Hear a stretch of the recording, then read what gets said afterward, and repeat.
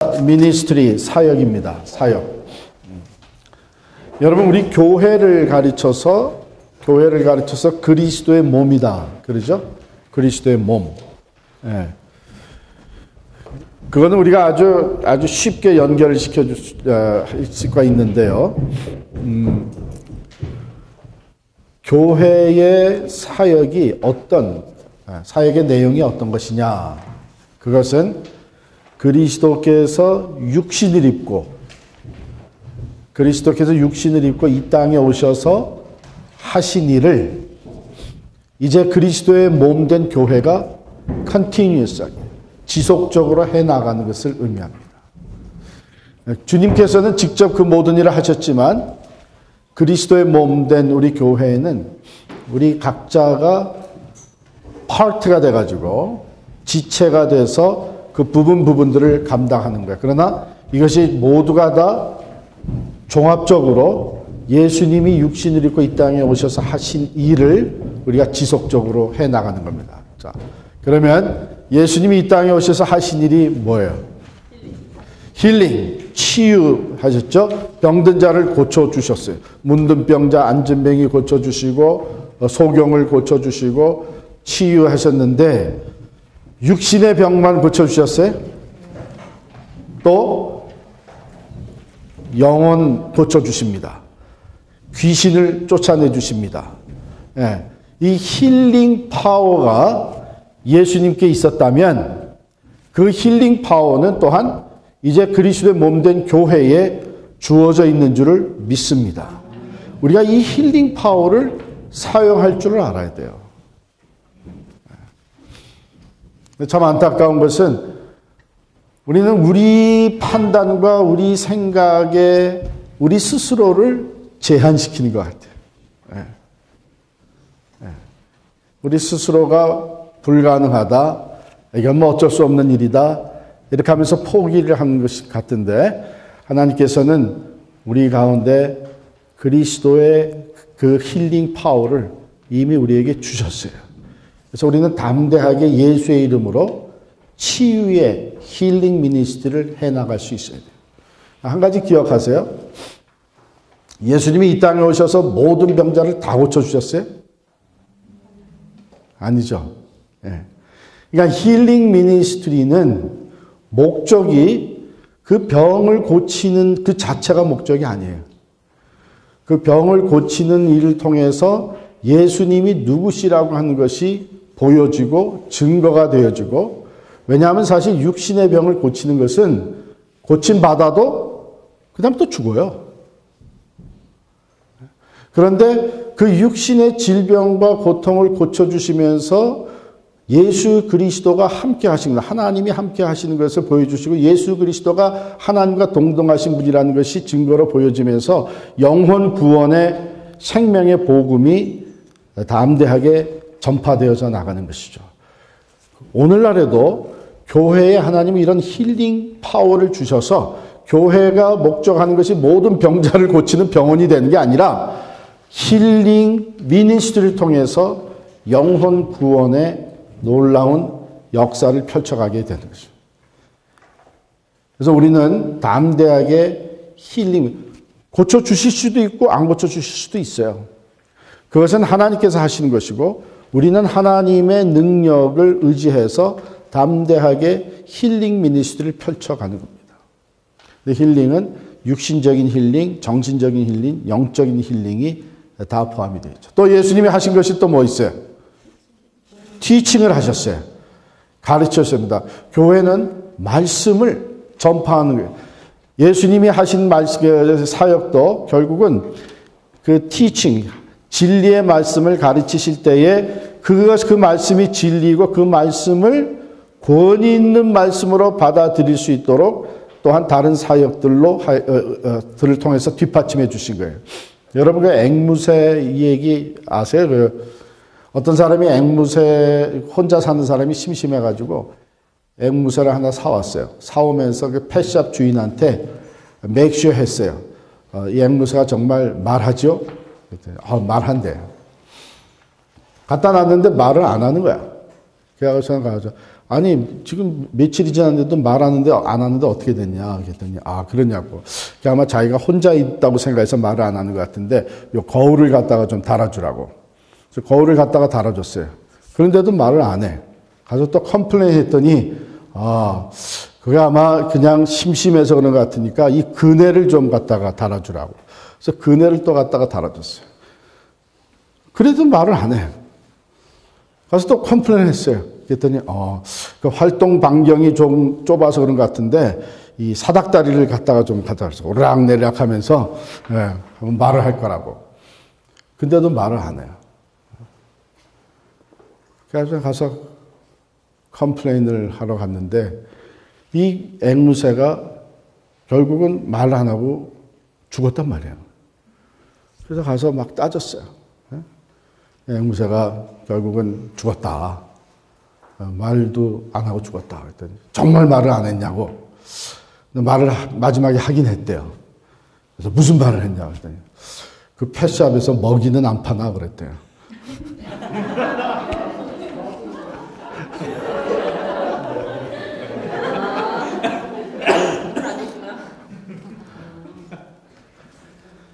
얘 까딱 잘못하면요. 특별히 요즘 그 교회가 다른 프로그램, 행사, 이벤트 뭐 이런 거는 화려하게 많이 할 수 있는데 정말 교회는 말씀 중심이어야 돼요. 말씀. 그래서 영의 양식을 부지런히 먹이고 지금 1:1 양육도 지금 우리 매 과마다 중심 내용이 전부 하나님의 말씀으로 이어져 가는 거예요. 참 감사한 것은요, 이 1:1 제자 양육을 한 사람들 중에 수많은 사람들, 아까도 제가 우리 그 브레이크 타임에 얘기를 했는데, 처음으로 성경 공부를 해보는 거예요. 교회 다니면서 성경 공부라는 거를 처음으로 1:1 양육을 참석해서 해본 거예요. 여러분, 우리 1:1 양육을 하게 되면 그 한 사람만 우리가 영향을 주는 것 같지만, 사실 그 사람을 통해서 그 주변 사람들에게 영향이 가거든요. 교회 생활을 오랫동안 한 사실 그 집사님이 1:1 양육을 하고 나서 하는 그 간증이 뭐냐 하면 제가 1:1 양육을 시작하고 나서 우리 애들이 집에서 아빠 집에서 성경 보는 거 처음 봤네?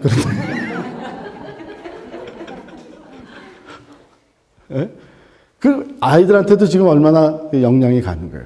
아빠가 그동안 교회는 오래 다니고 집사, 서리 집사도 이미 됐지만 집에서 성경 보는 걸 아이들이 보질 못했던 거야. 그런데 1:1 양육하니까 숙제해야 되잖아요. 그러니까 평상시에 보던 TV도 안 보고 부지런히 성경 찾으면서 성경 읽는 거 보니까 아이들이 우리 아버지가 집에서 성경을 다 읽으시네. 이게 사실은 아무것도 아닌 것 같지만 굉장한 영향력을 끼치고 있는 거예요. 그래서 이 말씀 중심으로 이 한 사람이 세워져 가고 또 교회가 세워져 가고 하는 것이 1:1 양육을 통해서 엄청난 공헌이 되고 있어요. 컨트리뷰션이 되고 있어요. 그래서 이 주님께서 오셔서 하신 말씀이 말씀을 전파하셨습니다. 말씀을 가르쳐주셨어요. 또 예수님 뭐 하셨어요? 말씀을 가르치실 뿐만 아니라 teaching and preaching이라고 그랬어요. 여러분, 말씀을 선포하는 거하고 가르치는 거하고는 좀 다릅니다. 말씀을 가르치는 것은 이해할 수 있도록 도와주는 거예요.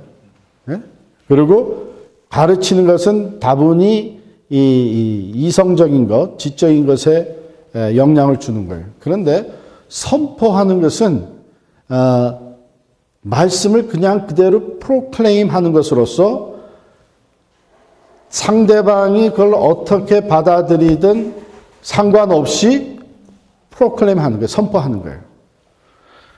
그래서 하나님은 당신을 사랑하십니다. 그걸 뭐 지금 이해가 되건 안 되건 선포를 하는 겁니다. 예수 안에 구원이 있습니다. 예수 믿으면 천국 갑니다. 예수 없으면 영원한 지옥에 떨어집니다. 이거를 이해시킬 필요 없이 선포하는 거예요. 선포. 그 예수님께서 이 땅에 오셔서 맨 처음에 선포하신 것이 뭐예요? 회개하라, 천국이 가까웠느니라. 선포하시는 거예요, 그냥. 근데 여러분, 하나님의 말씀에는 그 자체의 능력이 있어요. 그래서 말씀이 선포될 때에 사람들이 그 말씀으로 인해서 우리가 생각하지 못했던 영향력을 받게 돼 있어요. 근데 이제 현대인들이 사실은 가장 주저하는 것이 말씀의 선포예요. 네. 그걸 우리가 이해시키고 가르치려고 하는 것은 잘하는데 있는 그대로 프로클레임 하는 것을 주저해요. 네. 사람들이 어떻게 생각할까? 이것 때문에. 근데 말씀 선포는 우리 구약의 선지자들을 통해서 우리에게 좋은 예를 보여줍니다.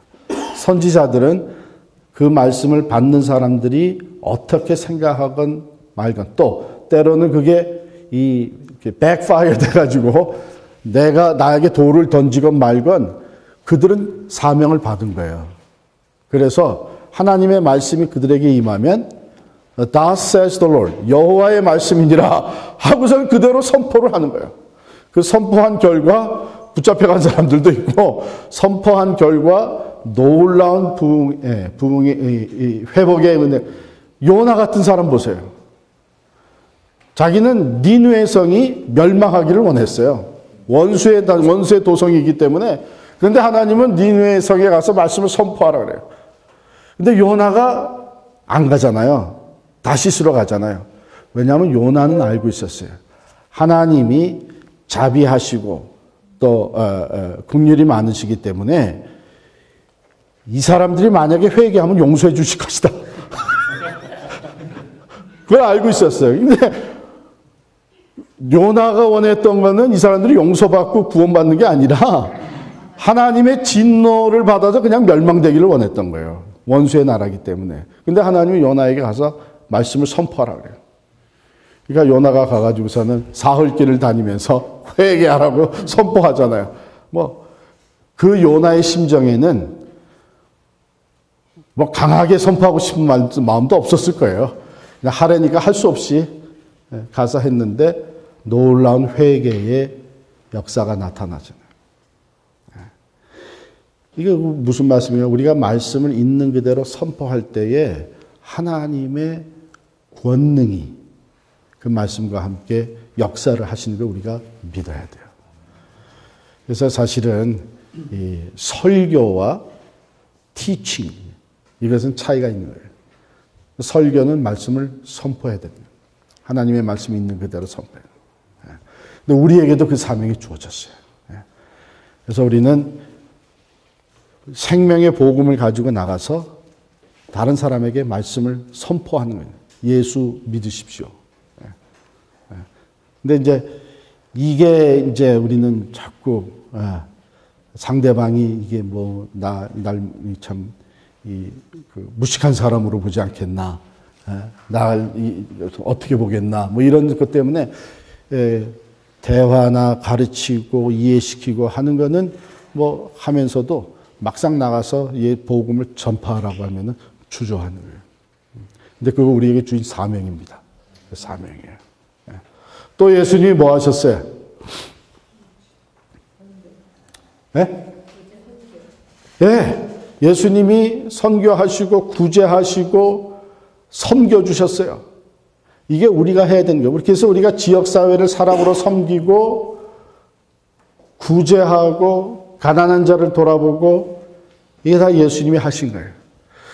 그 예수님이 하신 이 모든 일들을 이제는 그리스도의 몸된 우리 교회가, 즉 교회의 지체된 우리들이 그 일을 감당하는데 그것을 가리켜서 우리는 미니스트리라고 합니다. 사역이라고 합니다. 그 사역을 잘 감당할 수 있도록 우리들에게 은사를 주십니다. 은사는 다양한 은사가 있어요. 은사를 예수 믿는 사람들 중에 은사를 하나도 받지 못한 사람도 없고 모든 은사를 다 가진 사람도 없어요. 그렇기 때문에 우리는 각자의 받은 은사를 발견해가지고 그 은사를 따라서 섬기는 것이고 우리 교회는 이것에 강조점을 두고 평신도 사역을 우리가 강조하고 있습니다. 그러니까 여러분이 1대1 양육을 하는 것은 바로 평신도 사역 중에 이 양육의 사역을 여러분들이 감당을 하는 겁니다. 그래서 이 은사 받은 것, 또 그 섬김을 통해서 훈련되어진 것, 우리의 가진 재능, 이런 것들을 다 데이터베이스를 구축해가지고 우리 교회가 이미 하고 있는 사역들, 또 앞으로 할 사역들과 매칭을 시켜주는 일을 지금 총책임지고 하시는 분이 우리 신장님이세요. 평신도 자원개발위원회. 예. 근데 제가 이 위원회와 더불어서 우리가 하나의 위원회를 또 만들어야 되는데, 저는 뭐 이렇게 새로운 거 만드는 걸 좋아하는 것 같아요. 뭘 만들어내냐면, 평신도 사역 창출위원회를 만들어야 돼요. 예. 예. 그래서 필요한 사역들을 자꾸 개발을 해 나가야 돼요. 예. 만들어. 그리고 시대가 바뀌면서 옛날식으로 하던 사역들은 더 이상 효력이 없어지는 것들이 많이 있습니다. 그 중에 하나가 뭐냐면 부흥회예요. 부흥회가 옛날식으로 스타일로 계속 지금 수십 년 동안 똑같이 해오는데 실제적으로 교인들은 더 이상 그런 부흥회에 별로 관심이 없어요. 그러니까 그걸 또 새롭게 개조해야 돼요. 개조해야 돼요. 여기 우리 음악으로 섬기신 분들도 많지만, 이제 오랫동안 쭉 해왔던 이 교회 음악 연합 성가대의 메시아 공연, 이게 별로 이제 관심이 없어요. 근데 아직도 계속 그걸 해. 안 모여요. 그러니까 이게 개조가 되기 시작을 해가지고 지난번 같은 무슨 칸타타라든지 영상하고 너레이션하고 연합 성가대하고 오케스트라하고 해서 예배가 칸타타 예배가 드려지니까 이게 새로워. 지난번에 끝나고 나서 지금 제가 아주 그 좋은 리스판스를 받은 게, 교회의 그 리더들, 평신도 리더들 중에 수많은 사람들이 이런 거면은 우리 이거 자주 했으면 좋겠습니다 그런 거예요. 왜냐하면은 은혜가 되거든. 새롭고. 그러니까 그 외에도 지금까지 하고 있는 걸 변화를 시켜 나가야 될 뿐만 아니라 시대가 바뀌면서 새로운 사역들이 만들어져야 되는 거예요. 그러니까 거기에 또 이제 은사가 있는 사람들, 그런 분들이 하나의 또 팀이 돼서 새로운 사역을 또 창출해 나가야 돼요. 지금 실제적으로 어떤 현상이 일어나나 하면, 새가정반을 수료할 때에 은사 발견 워크숍을 하잖아요. 그러고 나서 원하는 사역에 어플라이 하라고 그러잖아요. 그러면 현재 교회 조직 내에서, 우리 장로님 이제 그거 가지고 고민하고 계시는데, 현재 조직 내에서 이루어지고 있는 사역들, 각 위원회에서 이루어지고 있는 사역들 어플라이 했다 그래서 연결을 시켜주면 거기서는 필요 없다는 거예요. 지금 이미 다 채워져 있어요. 그렇죠. 그래서 또 어떤 분은 이게 뭐냐 어플라이를 해서 어플라이 했는데도 아무 연락도 없고, 이거 나는 제껴놓는 거냐 오해를 해요 또. 근데 사실 우리가 조금 더 관심을 가지고 살펴보게 되면 새로운 사역들을 많이 창출해낼 수 있어요. 받은 은사를 따라서. 근데 전통적인 구조 내에서만 우리가 이 사역을 돌리다 보니까 그 테두리에서 벗어나지를 못하는 거예요. 그래서 이제 저는 바라기는 이 평신도 사역 창출위원회가 하나 생겨가지고 새로운 사역들을 자꾸 만들어갔으면 좋겠어요. 그러면 또 이제 우리 당회에서 걱정하는 거죠.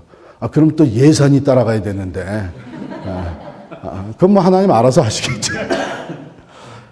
그러니까 평신도 사역이 얼마나 중요한가 하면, 하나님께서 우리들에게 주신 은사, 그런 은사를 통해서 예수님이 육신을 입고 이 땅에 오셔서 하시던 사역들을 계속 펼쳐 나가시기를 원하시는 거예요.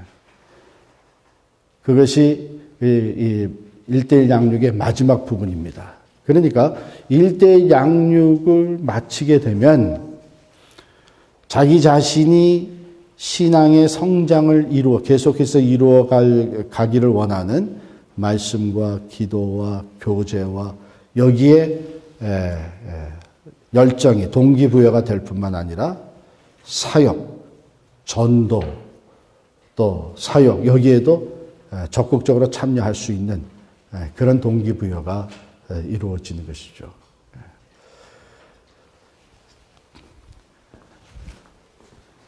그런데 우리 평신도 사역을 할 때, 평신도뿐만 아니라 어느 사역자든지 사역을 할 때에 치우치지 말아야 되는데, 치우치지 말아야 되는 것이 하나는 뭐냐면, 교만한 거죠, 처음에는. 하나는 교만한 겁니다.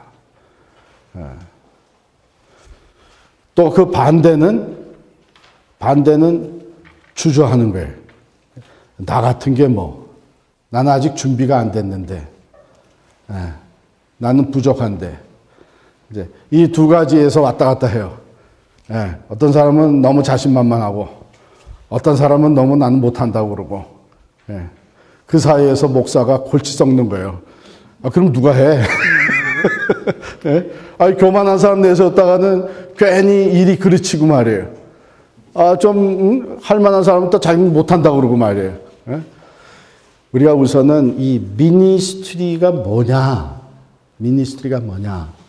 이거를 우리가 정확하게 이해를 했는데, 미니스트리는 하나님이 가지고 계시는 풍성한 자원, 그것이 지혜건 능력이건 사랑이건 우리가 또 통틀어서 많이 표현하는 은혜들, 이런 하나님이 가지고 계시는 그 풍성한 무궁무진한 그 풍성한 리소스를, 그것을 필요로 하는 사람들, 병든 사람들, 가난한 사람들, 의심하는 사람들, 또 구원의 확신이 없는 사람들, 아직 구원받지 못한 사람들, 그런 사람들에게 그 자원이 유통될 수 있도록, 전달될 수 있도록 내가 사랑의 통로가 되어주는 거예요.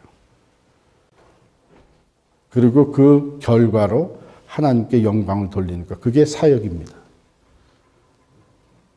그러니까 사역자가 빠지지 말아야 되는 함정이 있는데, 그것은 뭐냐면 생산업자의 멘탈리티예요. Manufacturer의 멘탈리티. 내가 은혜를 만들어낼 수 있다고 하는, 내가 은혜를 끼칠 수 있다고 하는 이 멘탈리티를 버려야 됩니다. 이 멘탈리티가 생기게 되면 아주 위험해져요. 가령 예를 들어서 아주 효과적인 이제 영성 프로그램, 여기 아마 다녀오신 분들도 계실 거예요. 드레스디아스 같은 프로그램은 오랜 세월을 두고 아주 많은 은혜들을 체험을 하게 하는 프로그램이에요. 그거를 갖다가 우리가 쭉 좀 어느 기간 동안 운영을 하다 보면 어떤 생각에 빠지나 하면 요대로만 하면 guaranteed. 뭐냐면 이게 워낙에 잘 짜여진 프로그램이기 때문에 요대로만 하면 누구나 다 은혜를 받는다. 그래가지고 그 프로그램 자체가 은혜를 만들어내는 것 같이 생각을 해요. 그럼 그러다 보면은 이제 이쯤에 와서는 깨져야 되는데 시작해가지고 이 정도 프로그램에서 깨져야 되는데 이게 안 깨진단 말이에요. 그러면 그 다음에 우리가 무엇을 생각하냐면 강도를 좀 높이는 거예요. 가령 맨 처음에는 그저 내 죄를 회개하는, 그래서 십자가에 이렇게 붙여가지고서는 한다든지 그것을 불태우다든지 그랬는데 이게 안 된단 말이야. 그럼 이제 강도를 또 높여서 십자가에 못 박는 걸 해요. 또 그러다가 또 이제 발 씻어주는 것을 해요. 그거 다 좋은 건데 문제는 뭐냐면 우리가 은혜를 만들어내는 멘탈리티에 벌써 빠진 거예요. 그래가지고 이 매너리즘에 빠져서 요대로 우리가 할 때의 은혜가 된다, 또 깨져야 된다 이렇게 생각하는데 사실 그건 아니거든요. 은혜는 그때그때마다 하나님께서 베풀어 주시는데 실제적으로 이것을 오랫동안 경험해온 사람들이 뭘 하냐면 전혀 우리가 예상치 않던 데서 깨지는 거예요. 은혜를 받는 거예요. 우리는 아무것도 아니라고 생각을 했는데 은혜가 그 사람에게 넘치게 임한 거예요. 그러면 어떤 때에 그런 현상들이 나타나나 하면 그런 사역을 하는 사람들이 처음이나 지금이나 변함없이 겸손하게 기도로 준비해요. 겸손하게 기도를 줘. 왜? 은혜를 주시는 분은 하나님이시기 때문에.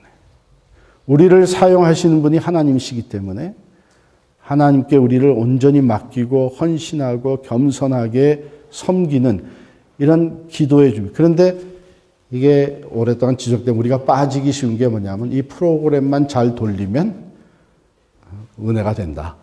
매너리즘에 빠지는 거예요. 그러면서 우리가 마치 은혜를 창출해낼 수 있는, 만들어낼 수 있는 것 같아요. 이건 모든 사역자들이 빠지기 쉬운 함정입니다. 우리는 은혜를 만들어내는 생산업자가 아니고 유통업자예요.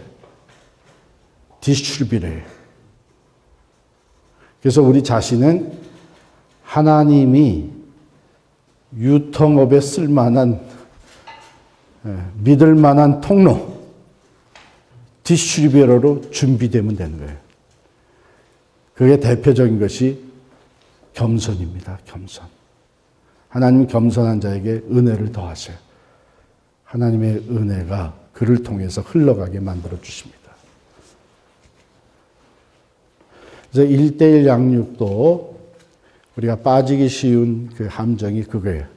내가 이거 뭐 한두 번 했나? 내용은 빠삭히 다 알고 있어요. 그래서 이 기도의 준비가 없이 임할 때에 사실 우리가 전과 같은 하나님의 은혜를 경험하지 못하는 경우가 빈번해지기 시작돼요. 근데 그런 게 빈번해지면 우리가 빨리 깨닫고 하나님 앞에 더 겸손하게 엎드리고 기도로 준비하는 시간을 가져야 되는데 그러지 아니하고 그것을 인간적인 방법으로 내가 은혜를 끼치려고 할 때에 그 좋은 프로그램에서 벗어나서 매니플레이션이 시작이 되는 거예요. 이걸 좀 이렇게 하면 감동이 더 클 것이다. 그래서 인간적인 방법으로 매니플레이션을 해서 일시적인 결과를 만들어 놓은 것 같은데 사실 이게 실제적인 하나님의 그 은혜, 변화의 능력이 아니라 우리가 감정적인 체험으로 끝나고 마는 거예요. 이게 아주 중요한 겁니다. 그래서 내가 은혜를 만들어내는 것이 아니고 하나님께서 은혜를 주시는. 그럼 나는 겸손과 사랑으로 섬기는 거예요. 겸손과 사랑. 그 영혼을 사랑하는, 그 고통하는, 그 필요를 가지고 안타까워하는, 그 니드가 채워지지 않아서 고통하는 그 사람, 그 영혼을 사랑하는 마음으로 겸손하게 하나님의 은혜를 구할 때에 하나님께서 우리를 통해서 역사하십니다. 그래서 그 교만한 것을 내려놔야 돼요. 또 반면에 내가 뭘 할 수 있겠느냐 하는 생각도 사실 우리가 내려놔야 돼요. 하나님이 쓰시고자 하실 때는 나 자신을 하나님께 맡길 수 있어야 되는데 여러분 마태복음 28장 이게 제가 전에 설교했던 내용입니다. 마태복음 28장 한번 보세요. 제일 마지막 부분 보면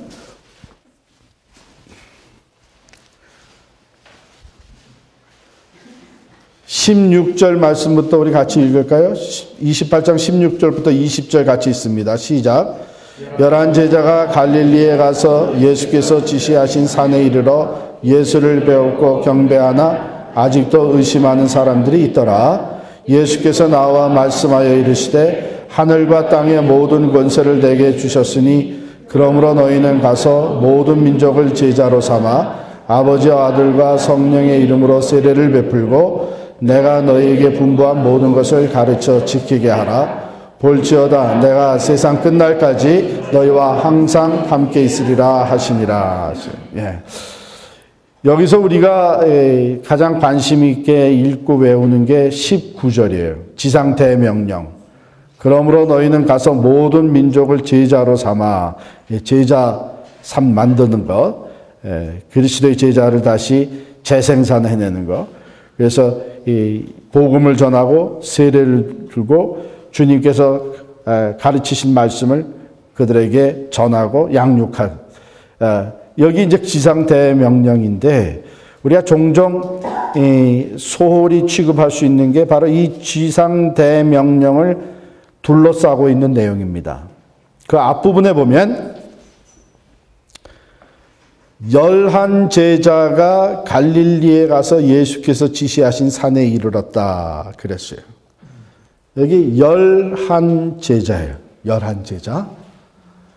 성경에 12이라고 하는 숫자는 총체적으로 완전한 것을 의미합니다. 그래서 예수님 12제자 택하셨고 이스라엘에 12지파가 있었어요. 그래서 12이라는 숫자가 총체적으로 준비된 완벽한 온전한 것을 의미하는 숫자가 12이에요. 그런데 지금 몇의 제자가? 11제자예요. 그러니까 온전하게 이루어지지는 않은 아직 하나가 비어 있어요. 11제자가 있다. 그런데 그 11제자 중에 뭐 하는 자도 있어요? 아직도 의심하는 자가 있다 그랬어요. 뭘 의심했다는 걸까요, 이거? 예수님의 부활에 대해서 의심하는 자가 아직도 있어요. 사실 이 11제자들은 부활하신 주님을 만났어요. 마지막에 못 만났던 사람이 누구였어요? 도마였는데 예수님이 나중에 또 한 번 도마를 위해서 나타나 주셔가지고서는 다 만나 주셨어요. 그런데도 아직 의심하는 자가 있더라. 그러면 12이 아니고 아직 11고 아직도 의심하는 자가 있으면 You're not ready. 너희들은 아직 준비가 안 됐다. 근데 그러지 않으셨고 그렇게 얘기하고 나서 그 다음에 주님이 뭐라 그랬어요? 그들을 보내요. 가서 모든 족속으로 제자를 삼으라. 보내요. 그런데 그냥 보내지 않고 하늘과 땅의 모든 권세를 내게 주셨으니 그러므로 너희는 가라. 너희 자체는 온전하지 못하고 너희에게는 아직 확신이 없다고 할지라도 하늘과 땅의 모든 권세를 가진 내가 세상 끝날까지 너희와 항상 함께 있을 것이니까 너희는 나를 의지하고 가라는 거예요. 너희 자신을 의지하지 말고 나를 의지하고 가라는 거예요. 나를 믿고 하라는 거예요.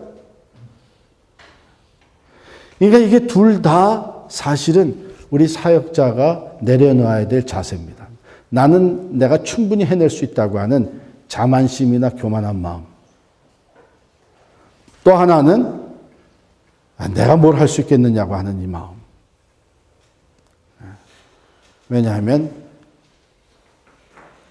은혜를 주시는 분은 하나님이세요. 우리가 겸손하게 하나님 앞에 우리 자신들을 드릴 수 있을 때 하나님께서 우리를 사용하십니다. 그래서 이것이 어쩌면 지금 여러분들 중에도 이런 마음이 있을지도 몰라요. 여러분 그걸 놓고 기도하시기 바랍니다. 내가 교만해지지 않게 해주시고 나는 얼마든지 은혜를 끼칠 수 있다고 하는 이 생각을 버릴 수 있게 해주시고 또 나 자신의 부족한 것 때문에 하나님이 나를 쓰시고자 하실 때에 주저하지 않도록 기도로 준비하시고 겸손하게 우리 자신을 드릴 수 있기를 바랍니다. 이것이 평신도 사역의 아주 중요한 기본 자세예요. 기본 자세입니다. 전 하나님의 그 성경에 나는 내 영광을 다른 누구에게도 빼앗기지 아니라 하는 그 말씀이 있어요. 하나님은 어느 누구라도 하나님의 영광을 자기가 대신 차지하려고 하는 사람을 가만 놔두질 않습니다. 교만한 사람을 하나님이 어떤 데는 물리치신다 그랬고 어떤 데는 하나님이 대적하신다 그랬어요. 교만한 자 하나님이 여러분 하나님이 대적하면 감당할 사람이 누가 있겠어요? 하나님이 대적하신다. 그런데 겸손한 자에게는 은혜를 더하신다 그랬어요.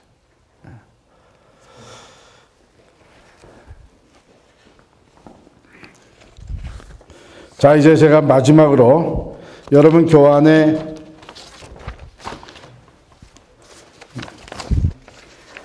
강의 스케줄 그 바로 뒷장에 보면 1:1 제자 양육, 교제 안에 솟아나는 기쁨이라는 게 있을 거예요.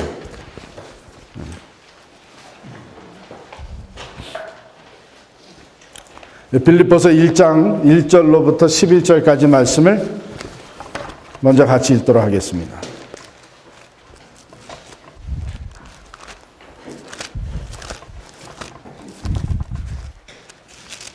빌립보서 1장 1절부터 11절까지 여러분과 제가 한 절씩 교독하겠습니다. 제가 먼저 읽습니다. 그리스도 예수의 종 바울과 디모데는 그리스도 예수 안에서 빌립보에 사는 모든 성도와 또한 감독들과 집사들에게 편지하노니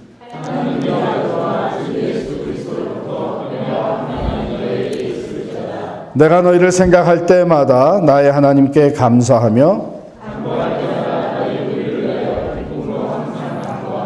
너희가 첫날부터 이제까지 복음을 위한 일에 참여하고 있기 때문이라.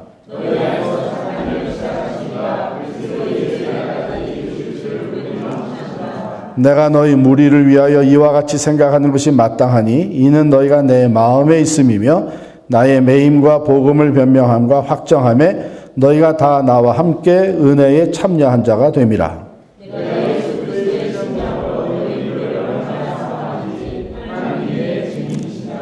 내가 기도하노라. 너희 사랑을 지식과 모든 총명으로 점점 더 풍성하게 하사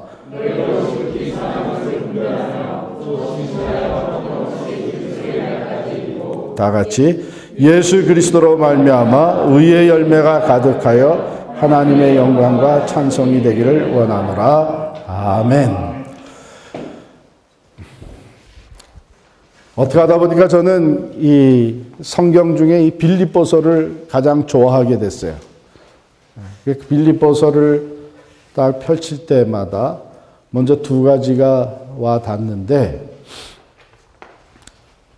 처음에는 그 신실함입니다. 신실함. 그 다음에 두 번째는 기쁨이에요. 기쁨.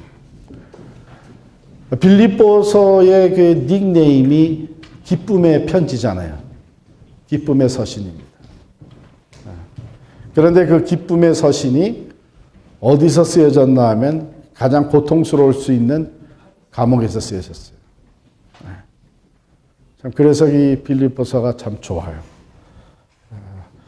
감옥에서 편지를 쓰면서 바울이 오히려 감옥 밖에 있는 자들에게 기쁨을 전합니다. 그래서 참 감사하고 두 번째는 그 신실함을 접하게 되는데 여러분 그 감옥에 들어가 앉아 있으면서 바울이 어느 날 큰 감동을 받고 이제부터 내가 영원히 1.1획도 사라지지 아니하고 그대로 다 이루어질 하나님의 말씀을 내가 기록해야 되겠구나. 그래서 앉아가지고 기록하기 시작해서 빌립보서를 썼을까요? 그때 바울이 하나님의 말씀을 기록한다고 생각조차도 안 했을 거예요. 그냥 감옥에 있으면서 초창기부터 나의 선교를 지원해 준 이 빌립보 교회. 지금 내가 어려운 이 처한 걸 알고 에바브로디도를 보내줘서 나의 위로와 힘이 되어진 이 교회. 내가 정말 사랑하는 이 교회, 내가 개척했고 지금까지 함께 동력해온 이 교회를 생각을 하면서 그들에게 감사한 마음을 전하며 아울러서 그 내부에 있는 그 문제, 두 여지도자 사이에 일어난 갈등, 또 외부에서 들어올 수 있는 잘못된 가르침, 이런 것에 마음이 쓰여가지고 자기의 고통이나 자기의 상황은 다 온데간데 없고 그 빌립보 교회 성도들을 사랑하는 마음으로 편지를 쓴 거예요. 그런데 그게 영원한 하나님의 말씀으로 기록되게 하나님께서 역사하신 거예요. 여러분, 우리가 아무리 작은 일이지만 하나님을 사랑하는 마음과 또한 이웃을 내게 맡겨주신 영혼들을 사랑하는 마음으로 신실하게 내 최선을 다할 때에 하나님은 우리의 기대에 넘치는 결과를 만들어내시는 거예요. 그래서 하나님 앞에 신실함이라는 게 얼마나 중요한 건지, faithfulness. 감옥에 앉았었어도 자기와 함께 동력해온 빌립보 성도들을 위해서 그들을 위한 편지를 쓰면서 신실하게 목회와 선교를 감당한 바울, 그 바울을 통해서 이런 하나님 말씀이 기록이 됐습니다. 우리가 한 사람을 맡아서 양육하는 것이 우리 눈에는 뭐 대단한 일이 아니라고도 생각할 수 있어요. 그 뭐 편지 하나 써보내는 게 뭐 대단한 일이겠어요? 그러나 그 신실함을 통해서 하나님은 전혀 상상도 못했던 놀라운 역사를 이루십니다. 우리 아까 우리 우 집사님 아까 다른 얘기를 하다가 이런 얘기를 하더라고요. 그 세월이 많이 지났는데 글쎄 내가 그 썬데이 스쿨에서 가르쳤던 그 클래스에서 목사가 된 사람이 셋이 나왔다고요? 네? 얼마나 기뻐요. 얼마나 보람돼요. 네? 그 정해진 일정 기간 동안 나에게 그들을 가르치고 양육할 수 있는 일을 신실하게 감당한 그 결과 이런 보람과 보람 있는 열매를 보게 되는 거예요. 하나님이 우리에게 맡겨주신 일은 우리의 판단, 우리의 이 생각과는 달리 아주 소중한 일들입니다. 그 안에 하나님이 이루고자 하시는 어떤 계획이 담겨져 있는지 아직은 우리 잘 몰라요. 그건 모르지만 지금 내게 주어진 사명을 신실하게 감당할 때에 하나님께서 아주 놀라운 결과들을 우리로 보게 해 주십니다. 자, 이 빌립보 성도들을 향한 바울이 가지고 있었던 그 마음, 교제. 바울과 빌립보 성도들 간의 그 릴레이션십을 한번 보게 되면 먼저 그 practice of affirming. 인정하고 칭찬해 주는 것을 볼 수 있어요. 내가 너희를 생각할 때마다 나에게 기쁨이 있고 감사가 있다. 3절부터죠. 내가 하나님께 감사하고 간구할 때마다 너희를 위하여 기쁨으로 항상 간구한다. 빌립보 성도들이 완전했기 때문이 결코 아닙니다. 그 다음 장으로 넘어가면 이런 말씀을 써요. 아무 일에나 다툼이나 허영으로 하지 말고 오직 겸손한 마음으로 하라 하는 권면이 나오는 거 보니까 그 내부에도 다투는 일이 있고 허영심을 가지고 하는 사람들이 있었다. 4장 2절에 넘어가면 내가 유오디아를 권하고 순두개를 권하느니 주 안에서 같은 마음을 품으라. 이 둘이 여성 지도자들로서 지금 갈등이 있고 서로 경쟁을 하고 있었던 것을 우리가 볼 수 있어요.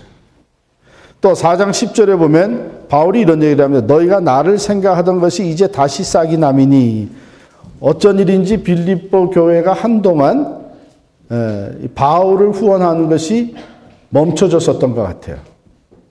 근데 이게 다시 싹이 나게 됐어요. 빌립보 성도들이 결코 완전해서가 아니라 바울이 빌립보 교회 성도들을 향하여 먼저 그들을 대할 때에 그들을 인정해주고 칭찬해주는 모습을 우리가 보게 돼요. 이게 사실 우리 성도의 교제 안에 이루어져야 되는 것입니다. 제가 이제 내일 주보에 나갈 우리 주보의 그 순례길의 이야기 쓰면서 이번 주에는 그런 얘기를 썼어요. 같은 사건, 같은 상황을 놓고도 어떤 사람에게는 그것이 칭찬의 기회가 되고 똑같은 사건인데도 어떤 사람에게는 그것이 비난의 기회가 된다.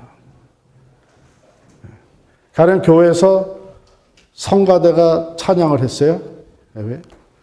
그러면 성가대가 찬양한 그것이 어떤 사람에게는 칭찬의 기회가 돼요. 오늘도 참 은혜스러웠고 참 예배에 참 큰 도움이 됐습니다. 어떤 사람에게는 그것이 비난의 기회다. 오늘 어디서 틀렸지? 다른 사람은 몰라도 나는 다 알아. 사실 예배 끝나고 나면 그런 반응들이 오잖아요. 근데 똑같은 찬양을 불렀는데 어떤 사람에게는 그것이 비판의 기회가 되고 어떤 사람에게는 그것이 칭찬의 기회가 돼요. 그럼 뭐가 좋겠어요? 물론 우리가 서로 부족한 것을 인정하라고 발전시켜 나가야 되는데 진정한 발전이 이루어지기 위해서는 먼저 서로 격려해야 돼요. 먼저 서로 격려. 이 바울은 이 빌립보 교회 성도를 생각할 때에 먼저 칭찬하고 인정해주고 격려. 그러다 보니까 그들을 위해서 기도할 때에 먼저 마음에 감사가 있었다는 거예요. 기쁨이 있었다는 거예요. 그러니까 이 교제는 긍정적인 차원으로 자꾸 빌드업이 돼가는 성대 교제가 되는 것이죠. 그러니까 여러분들이 1:1 양육을 하면서 먼저는 동반자를 인정해주고 칭찬해줄 거를 빨리 찾아보세요. 아이고, 하나도 숙제를 안 해도 오늘 하나 해오셨네. 야, 이거 비약적인 발전인데. 예. 이게 인정해주고 칭찬해주는 거. 이건 어린아이나 어른이나 다 똑같아요.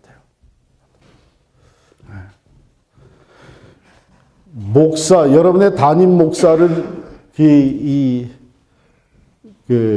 죽이는 방법 중에 하나가 뭔지 아세요? 예?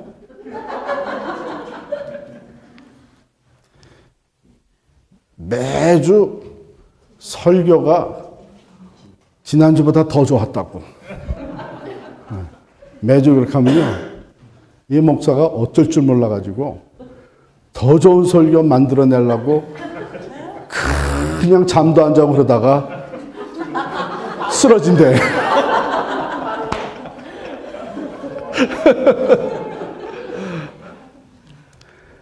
긍정적인 에너지가 산출될 수 있도록 이게 칭찬해주고 격려해주는 거죠.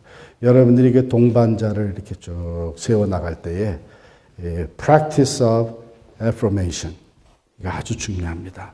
바울이 지금 빌립보 성도들에게 그렇게. 그 다음에 두 번째, placement of confidence. 우리가 이 사역을 감당할 때 우리의 그 확신이 어디에 있느냐. 이게 바울이 이런 얘기를 해요. 너희 속에 착한 일을 시작하신 이가 그리스도의 날까지 이루실 줄을 내가 안다. 6절 말씀이죠. 그리스도 예수의 날까지 이루실 줄을 우리는 확신하노라. 그러니까 이 확신, 그 confidence가 사람을 신뢰하고 사람에게 근거를 둔 것이 아니라 하나님께 근거를 두고 있는 거예요. 빌립보 성도들이 워낙 믿음이 좋으니까, 능력이 있으니까, 마음들이 착하니까 그것도 아니라는 거예요. 바울 자신, 내가 책임질 것이니까, 내가 이 빌립보 성도들은 내가 끔찍이 아끼니까 그것도 아니라는 거예요. 너희 속에 착한 일을 시작하시니 하나님의 완전하심과 신실하심과 그 전능하심이 너희를 향하신 그 하나님의 계획을 온전히 이루실 것이다. 거기에 확신을 둡니다. 그러니까 우리가 사역을 할 때 1대1로 만나서 양육을 할 때에 이 컨피던스를 가지고 하는 겁니다. 그래서 우리 안에는 우리는 부족하고 또 때로는 상대방이 내가 기대하는 것만큼 따라와 주지 못한 것 같아도 하나님께서 또한 하나님 확실하게 이루어 주실 것이라고 하는 이 확신, placement of confidence. 사람을 의지하고 사람에게 확신의 근거를 두었던 사람들은 모든 사역자들이 언젠가는 반드시 실망하게 돼 있어요. 여러분을 택하시고 여러분에게 귀한 영혼을 맡겨서 양육하게 하시는 하나님은 바로 하나님의 그 지혜와 능력과 하나님의 은혜로 그 모든 일을 온전히 이룰 수 있도록 도와주실 것입니다. 세 번째로 presence of community. 그 공동체가 이루어지는데 그저 외부적으로 육신적인 피지컬한 공동체가 아니라 사도 바울은 뭐냐면 너희가 내 마음에 있으며 빌립보 성도들을 마음으로 품고 있었다는 얘기죠. 그리스도의 심장으로 그들을 사랑하고 있었다는 얘기입니다. 그래서 이 커뮤니티가 피지컬한 커뮤니티 거기서 그치는 것이 아니라 마음과 마음이 연합되어지는 마음의 커뮤니티. 그리고 네 번째로 서로를 위한 기도가 있었습니다. 9절부터 11절에 바로 그 기도의 내용이 나오는데 바울은 감옥에서도 빌립보 성도들을 위해서 이렇게 간절한 기도를 하고 있었어요. 그들에게 하나님의 지혜와 총명이 더해지고 하나님의 사랑과 총명 가운데서 그들이 선한 것을 분별하고 허물 없이 그리스도 앞에 설 수 있게 되기를 위해서 기도해 주는 기도의 내용이 나옵니다. 그래서 우리가 양육자와 동반자와 함께 1대1 양육을 할 때에 서로를 위해서 기도해 주는 이 관계, 이 네 가지로 인해서 우리의 사역에 기쁨이 충만해지는 것이죠. 서로 인정하고 칭찬해 주는, 하나님께 확신의 근거를 두고 감당하는 것, 그 마음으로 함께 커뮤니티를 이루어가는 것, 그리고 서로를 위해서 기도해 주는 것. 이러한 네 가지 요소가 1대1 양육과 또 모든 사역의 현장에 우리에게 큰 기쁨을 가져다 줍니다. 사도 바울은 바로 감옥에서도 이 빌립보 성도들과의 이런 교제로 인해서 그의 삶에 기쁨이 주어졌던 것을 보게 됩니다. 그래서 우리가 요거를 사용을 해가지고 우리의 사역의 현장을 한번 이렇게 점검해 볼 필요가 있어요. 현재 내가 사역하는 것에 뭐가 부족한가? 왜 하나님의 일을 하는데 기쁘지 아니하고 오히려 짜증이 자꾸 날까? 왜 우리는 서로 기쁨으로 봉사하지 못하고 자꾸 이렇게 문제와 갈등과 아픔을 줄까? 그런 것들을 이렇게 보면서 이 네 가지 중에 지금 뭐가 결례되어 있는 건지 한번 살펴보면 좋을 것 같아요. 저도 하나님의 일을 하면은 기뻐야 될 텐데 그 환경이 어려운 환경일지라도 하나님의 일을 한다고 하는 것, 하나님의 동력자가 되어서 사역을 한다고 하는 것은 참 무척 기쁜 일일 텐데 바울은 감옥에서도 그 기쁨을 누리면서 오히려 외부 사람들에게 기쁨을 전하고 있는데 이런 생각을 해보면서 저희 그 사역의 현장을 이렇게 둘러보니까 보이는 거예요. 이게 일만 했지 이런 것들이 없었구나. 우리 교역자들 사이에서도 서로 얼마나 지금 일을 효율적으로 하고 있느냐 거기에만 관심이 있었지 정말 마음과 마음이 이렇게 통해서 서로 위해서 기도해주고 격려하고 인정해주는 이것이 너무나 부족했구나 하는 것이 보이는 거예요. 우리 당회 안에서도 보이는 거예요. 우리의 모임 가운데 정말 커뮤니티가 형성이 돼 있나. 마음으로 이루어진 커뮤니티가 형성이 돼 있나. 이런 퀘스천들이 생기는 거예요.